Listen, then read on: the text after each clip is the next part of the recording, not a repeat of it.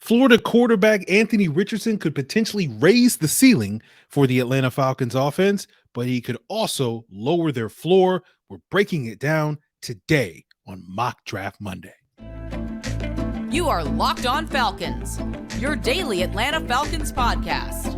Part of the Locked On Podcast Network, your team every day.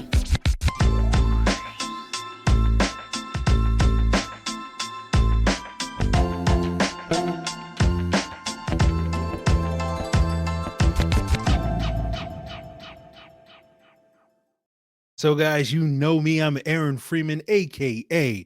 Mr. Drew, a.k.a. Sirius Black, and, of course, the very humble host of this illustrious Locked On Falcons podcast, your daily Atlanta Falcons podcast, part of Locked On Sports Atlanta, your team every day.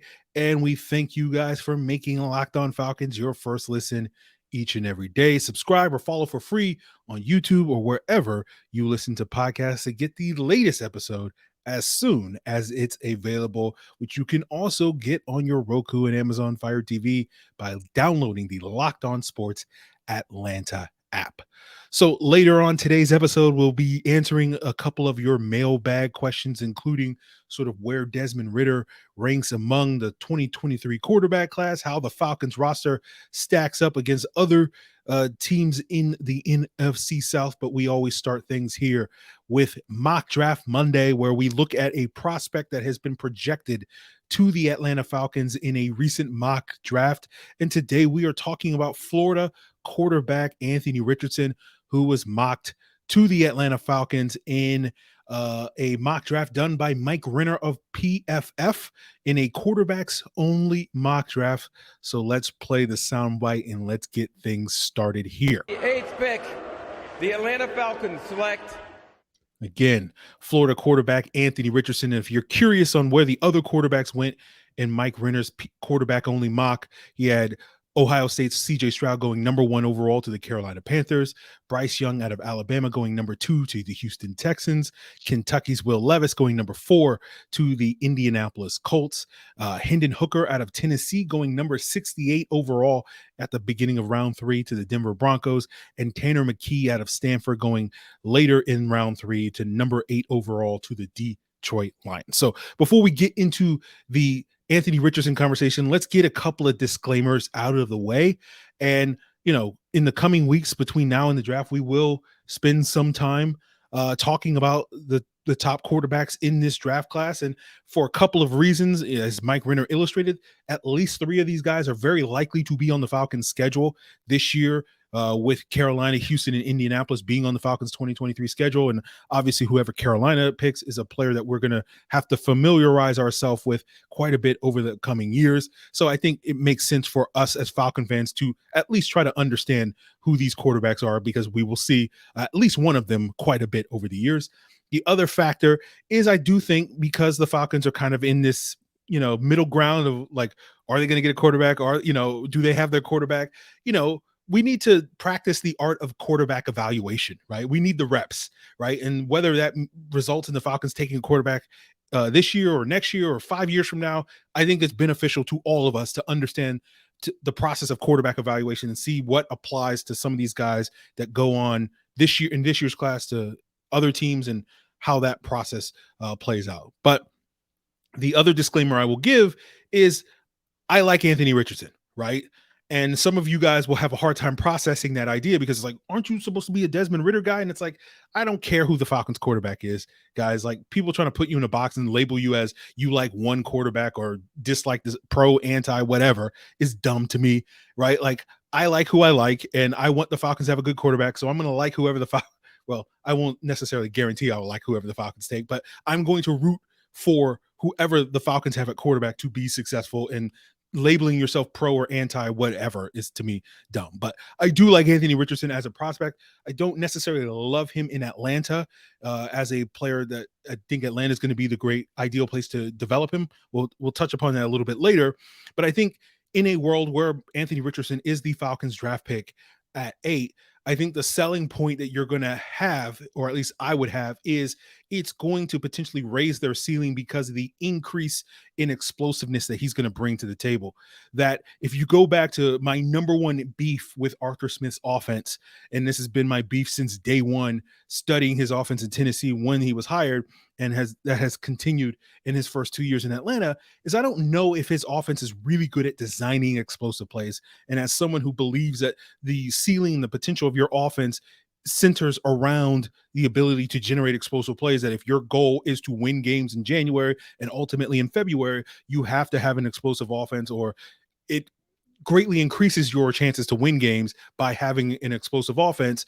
The knock on Arthur Smith's offense is I don't know if he designs explosive plays that well. That when you look at his offense in Tennessee and to a lesser extent here in Atlanta, that his explosive plays were primarily, Derrick Henry taking a 5-yard run and turning into a 40-yard gain because he can break tackles. A.J. Brown turning a 12-yard dig into a 40-yard gain because of his ability to break tackles. We saw this quite a bit with Cordero Patterson in year one under Arthur Smith, where he was able to take these, simple checkdowns and turn them into big gains in a lot of ways. And I don't know if Arthur Smith does a great job generating those plays through the design of his offense. And so his offense kind of, as I've turned it before, like he needs dudes. He needs guys that can go out there and make the plays that Henry and CP and AJ Brown, et cetera, can make. And Anthony Richardson is kind of a dude, right? He's going to bring that explosiveness due to his running ability that he's going to have, that he's going to be the guy that could, break off a 40-yard run at a moment's notice.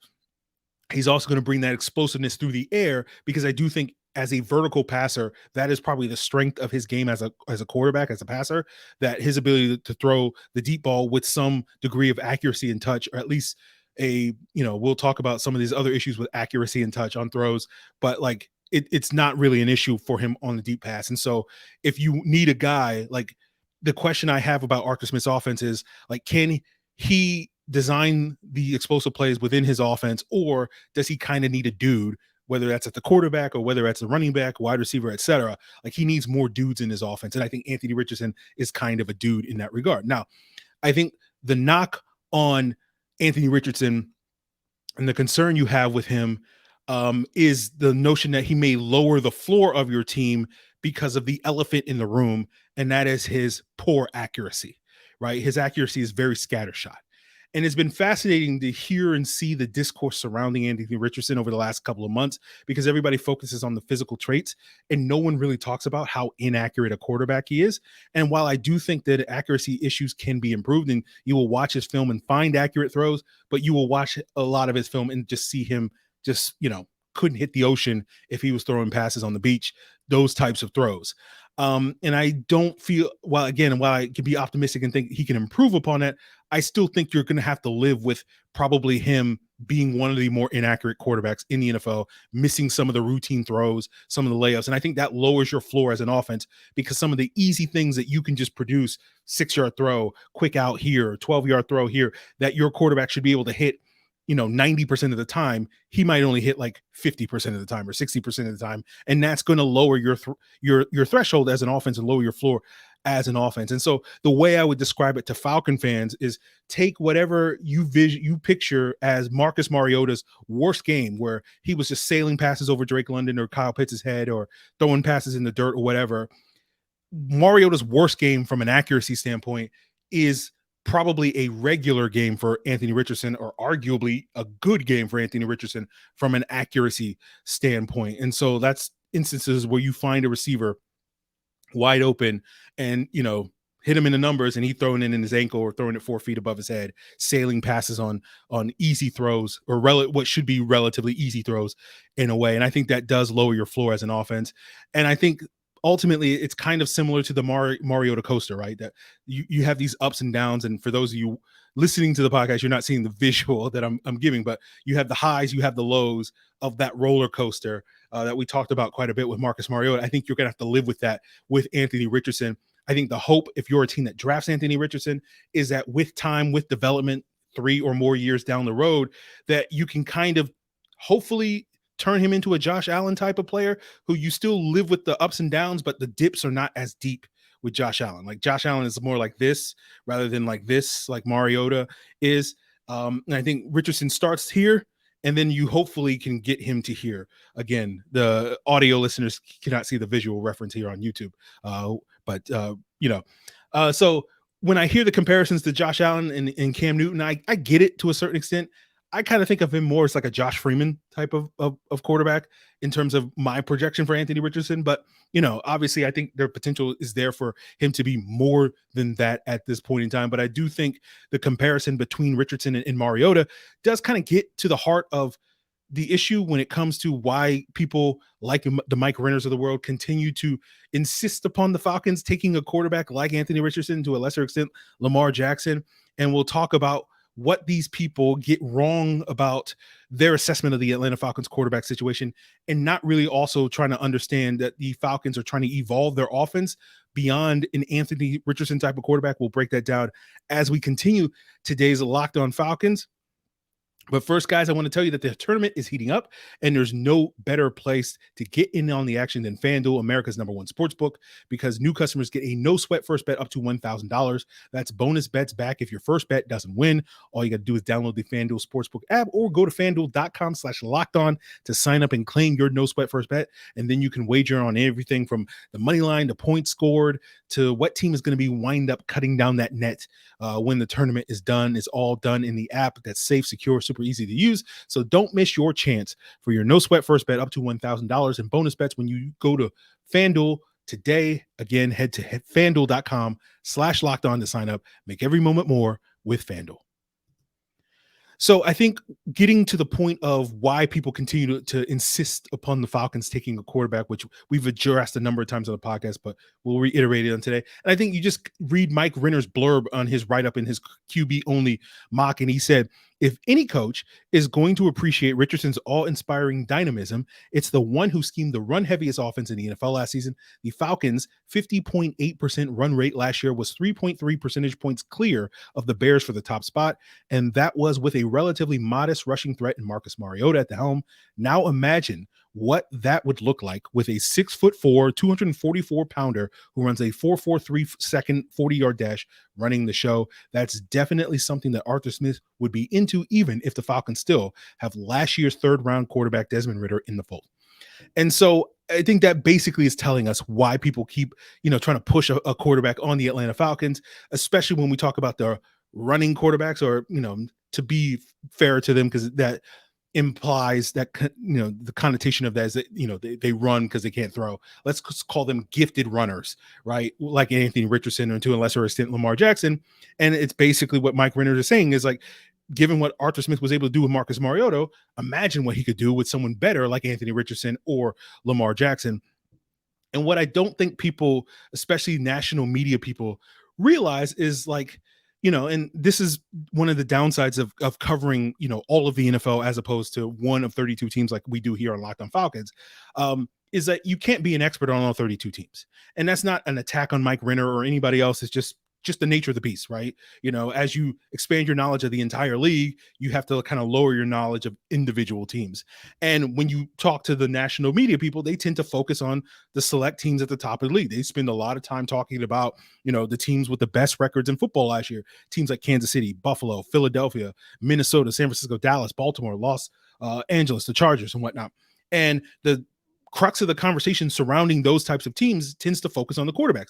Do they have a quarterback that is good enough to win a Super Bowl, right? And of course, we all know that the quarterback is the number one trending topic when it comes to all football teams, regardless of the quality of your quarterback. So it's not a knock against the national people. It's just the nature of the beast, so to speak. But it's this idea of, in order for the national people to talk about your team, you got to join the club, right? You got to get in the club, right? And you have to get a quarterback in order for you to get in the club. And so you look at a team like Minnesota, right, that had one of the better records last year. But the conversation around Minnesota is like, oh, they're fooling themselves because they don't really have a quarterback that can win you a Super Bowl, right?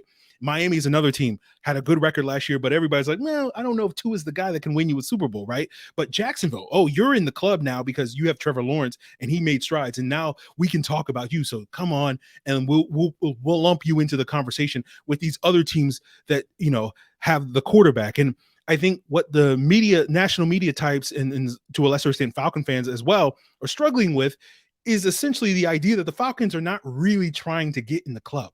and this kind of baffles them. The Falcons are just kind of being homebodies. You know what? I'm not going to go out tonight. I'm just going to stay at home, have a couple of drinks, play some video games, watch some TV, Netflix, and chill, right? And that's not code for anything else. Just like I'm actually going to chill at home.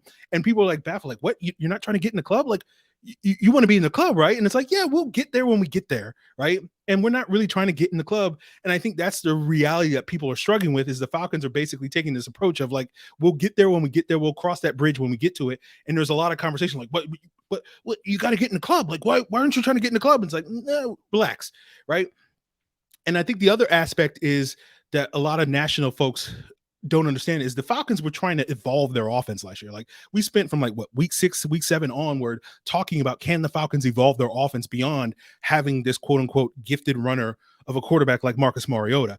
And I don't think the Falcons are as attracted to more gifted runners like an Anthony Richardson, and to a lesser extent Lamar Jackson, as I think a lot of people assume they are, because they don't really understand that the Falcons are trying to get past that. And what they're trying to get to is to be a more balanced offense. But they're always going to be a run first team under Arthur Smith, right? The goal is to be more balanced, but they're always going to be run heavy, right?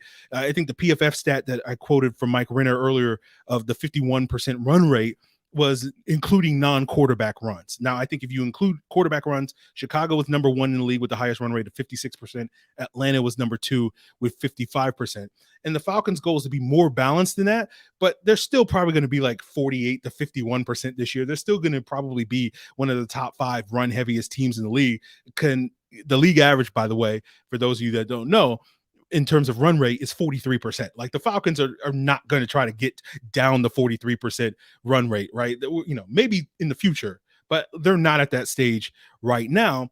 And so the type of quarterback that the Falcons at least currently are looking for is the type of quarterback that when they run the ball on first and second down, that quarterback in a third and manageable situation can help move the chains. That quarterback can convert in the red zone. That quarterback in the 2-minute offense can move the football down the field at the ends of halves and at the end of games to put the team in the position to score points and potentially win those games. And I think the Falcons are a lot more confident that Desmond Ritter can be that guy than I think a lot of people outside of Atlanta think they should be.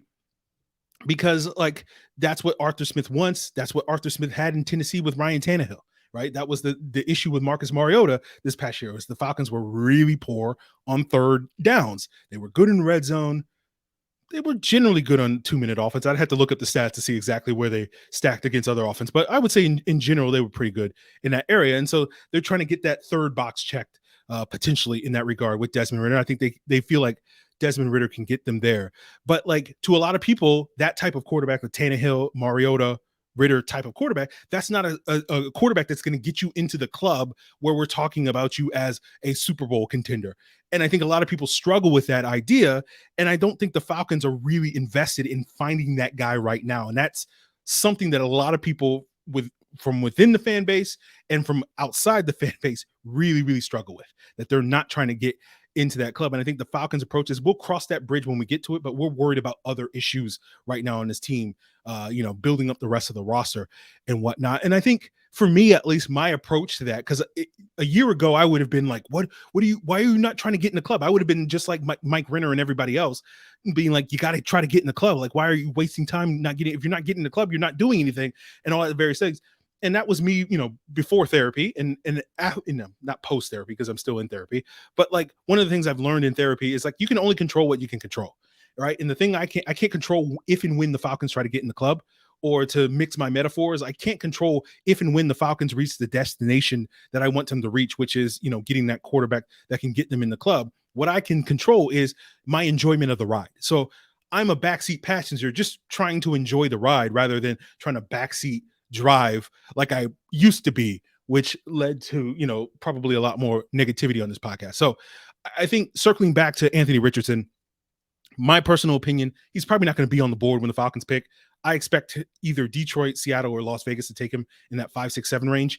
I personally think all 3 of those places present better environments for his development. I think, the thing that they have going for them is there's not going to be nearly as much pressure to play Anthony Richardson year one, given the more established veterans like Jared Goff, Geno Smith and Jimmy Garoppolo in those places. I also think that they have more established wide receiver cores that I think will benefit Anthony Richardson than necessarily in Atlanta. That is no slight to Drake London and Kyle Pitts, but we're still in the process of trying to figure out, okay, are these guys like top tier talents? We know they're good, but we just don't know how good they are. And I don't think Anthony Richardson and his sort of erratic style is really going to help you learn more about Drake London and Kyle Pitts here in Atlanta. And instead giving him established receivers like Devontae Adams, Amon-Ra St. Brown, DK Metcalf, Tyler Lockett, guys that we already know are good, will help Anthony Richardson in his development. Not to mention, in Detroit, he'll have throwing deep balls to Jamison Williams. That will be a beautiful thing, if you ask me. So, for Anthony Richardson's sake, I hope he goes to one of these three teams, because I think that will be a better opportunity for him to develop rather than Atlanta. But we'll just sort of have to see on that front. But, no matter how much you think, Anthony Richardson is a great fit in the Arthur Smith, run heavy offense or whatever you want to call it, I think these other places are better places for him. So we will leave the Anthony Richardson conversation aside. We'll circle back to Desmond Ritter, talk about him, how he compares as a prospect with Anthony Richardson and some of these other 2023 quarterbacks. We'll talk about how the Falcons roster stacks up against the division as we continue today's Mailbag Monday mailbag on today's Locked On Falcons. So our first question comes from email from Greg E. And he asks, "Hi, Aaron. I'm a believer that Desmond Ritter has the requisite skills to help us at least be competitive. I like what the team is doing and adding pieces to make this team better long-term. I think I finally figured out why I like your podcast. We see football through the same prism. Not sure what that says about me. Ha, ha, ha. Anyway, keep up the good work. Appreciate it, Greg." And his question is, if Ritter was coming out this year, where would you rank him in this class? I'd probably rank Ritter probably behind Levis and Richardson right now for QB5. I haven't done my final evaluation, so I can't say that definitively. He's ahead of Hendon Hooker for me. I haven't really watched Tanner McKee yet to really stack him in that conversation. But frankly, I don't think that really matters where Ritter ranks. I will continue to stress this on the podcast, that once a guy gets into the NFL, you can kind of throw out the college in the pre-draft evaluations. Those are projections, aka a guess on what a guy can be in the NFL. And once a guy is in the NFL, you don't have to guess anymore. And while I wasn't super high on Ritter coming out of Cincy, I think he was my QB4 last year behind Pickett and Sam Howell and Carson Strong, because I saw Ritter more as like an Alex Smith, Daniel Jones type of prospect.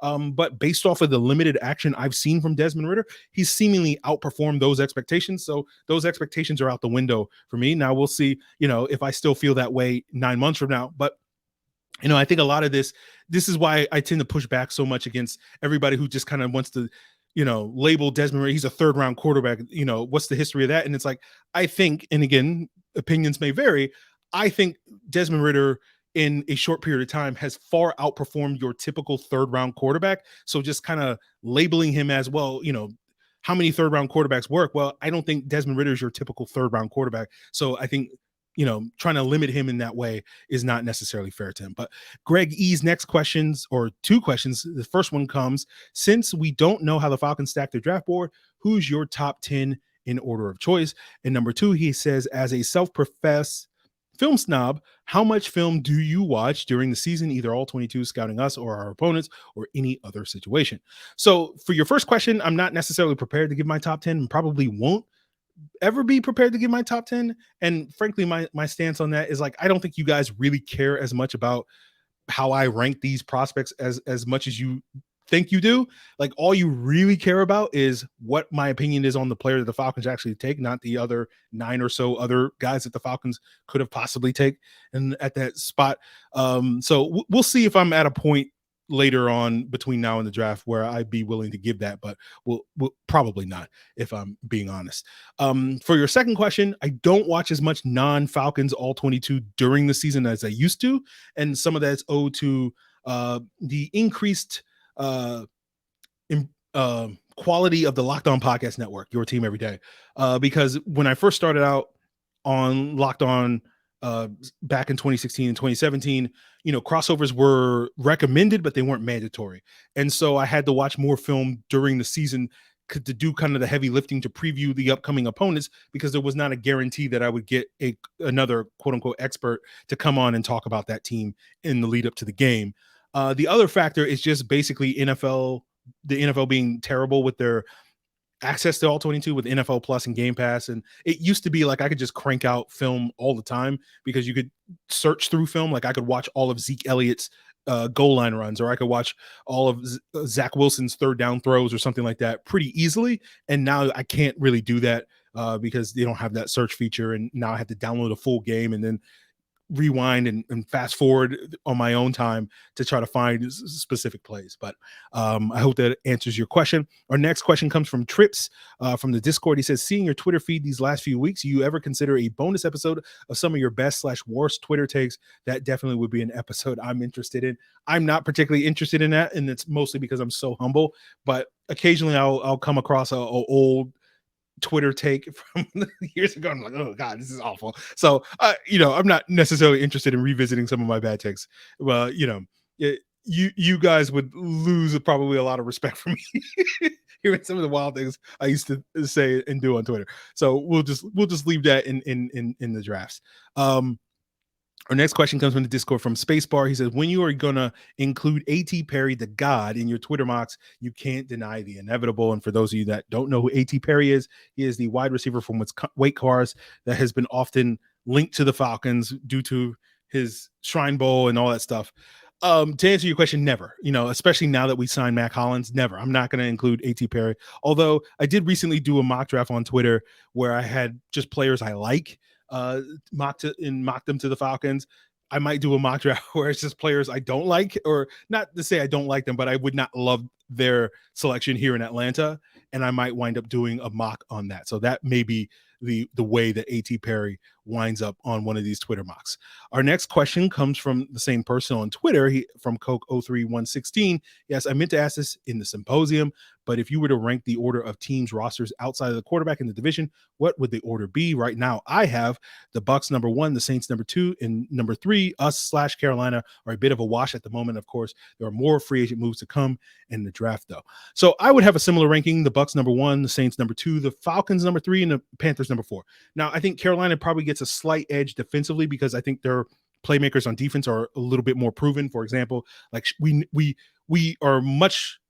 know more that Shaq Thompson and Jeremy Chin are good, and we don't quite know how good Caden Ellis and Richie Grant are. Like, we believe that they can be on a comparable or better level, but we just don't quite know that yet. So I would give Carolina the edge just from their more known commodity on defense, although I think the overall talent level is not substantially better there. I would certainly give the Falcons the edge on offense, so I think that's what would push the Falcons in third place. And I know some of you guys are angrily typing your comments saying, how can you rank the Falcons this? I want to remind you guys, rankings are the most inconsequential thing to ever exist. There's not a single football game that is determined by a ranking. And so people spend way too much time worrying about rankings, asking about rankings. It is the biggest waste of time in the history of the world.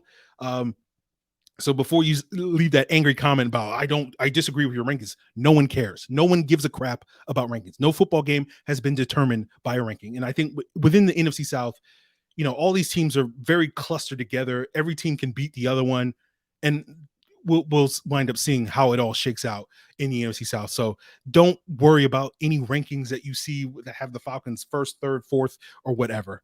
Please, leave it alone. Our next question comes from Rise Up in the Discord. Hey, Aaron, if the Falcons could only sign one more free agent this offseason, who would you choose? Probably Elijah Wilkinson. And then our last one comes via email from Jordan Yates, a self-professed Alan Stirk fan. He says, hey, Aaron, longtime listener, first-time caller. With the addition of Anya Mata, Eddie Goldman coming back, Calais Campbell supposedly signing while having Grady and TQ, do you think we'll see Grady play on the edge more this season? It seems like every time I've seen him get snaps at edge, he's always getting under the tackle and getting pressure. He's built similar to Dwight Freeney, same height and 20 pounds heavier on Grady's end. It seems obvious to use him that way. Am I missing something? Thanks. Not quite sure I can go there with the Grady Dwight Freeney comps. I get what you're trying to get at. They're like basically the same height. I feel like Grady's probably more than 20 pounds, maybe like 30 pounds heavier than Dwight Freeney. According to PFF, about 2 or 3% of Grady's snaps last year came at edge. I think the career high he's ever had was in 2020 with about 8%. So yeah, I think the room is there for him to get more snaps there. I don't expect him to suddenly morph into a 30 percent snaps at edge type of player. I think that would be a poor usage of Grady Jarrett. So I may not be as high on him in terms of a Dwight Freeney-esque role as you are, Jordan. And then of course the other thing I'll point out is I don't know if you might be counting your chickens before they hatch with the Calais Campbell supposedly signing comment. And which is understandable. When a player visits, I think people get excited, like, oh, that means we're going to sign them. And it's like, with Calais Campbell, I think what should have been made clear from the jump, and what has been clear in hindsight now a couple of days later, is that the Falcons were the first of many stops on his free agent worldwide tour, where he's going to basically go touring across the country to pick where he wants to go. And that's the luxury of being Calais Campbell, being a potential Hall of Famer, is like, you're in no rush. Right? And so we'll see if he chooses his team before the draft or waits till after the draft. Whatever the case may be, he can take his time on that. And so we'll see if the Falcons are, at the top of that list when he has to make a choice, or, he may wind up ultimately deciding to return to Baltimore or whatever. So, I wouldn't get too far ahead of like, we're going to get Calais Campbell. Like, maybe, obviously we're going to be optimistic and hopeful, and we'll dream of that day. But, don't count your chickens before they hatch. So that is going to do it for us, guys, here on today's Mock Draft Monday, as well as our Mailbag Monday. I don't quite know what we're going to do tomorrow on the episode, but we're going to start pivoting towards the draft. And so we're going to have a lot of draft related content in the coming days. And so that may begin tomorrow. We'll find out, but continue to make us your first listen so that you can find out exactly what we're going to talk about, whenever the show becomes available on the various platforms. And for your second listen, make sure you check out the Locked On NFL Scouting with the Draft Dudes podcast, where Joe Marino and Kyle Kraft, just a couple of guys being dudes that are going to break down what it's like to build a successful NFL franchise every single day. So subscribe to Locked On NFL Scouting with the Draft Dudes, wherever you get your podcasts, and on YouTube, part of the Locked On Podcast Network, your team every day.